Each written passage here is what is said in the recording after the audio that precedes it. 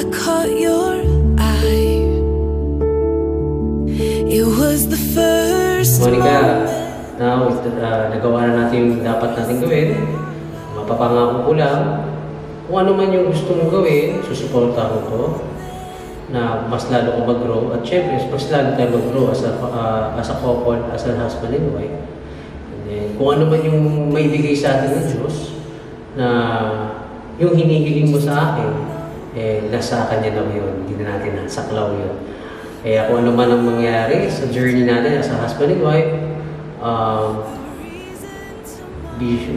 maging kontento tayo at maging masaya at mag-build ng memories together and hopefully yung pangarap natin magawa.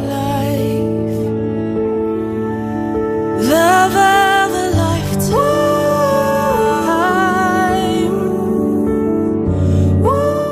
Hi, Be. Ay, bebe ka, love. Eto na. Misis na ako. Sabi ko, thank you. At hindi ko na-expect magkakaroon ako ng asawa. At saka magpapakasal ako dahil dati vocabulary yung sa buhay ko na ayoko magpakasal. Kasi sabi ko, baka mamay mapangasawa ko.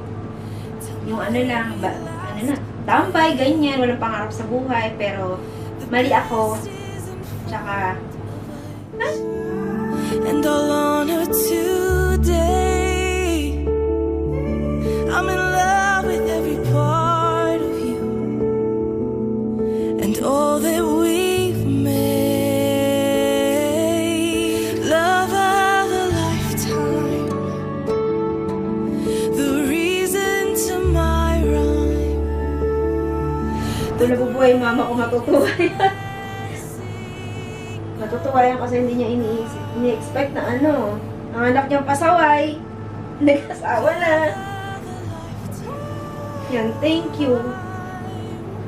Saka, huwag ka mag-alala. Yung tungbupoy nating pamilya, hindi ko sisirain yung pangako sa harap ng simbahan. Yun lang. Love you, Be.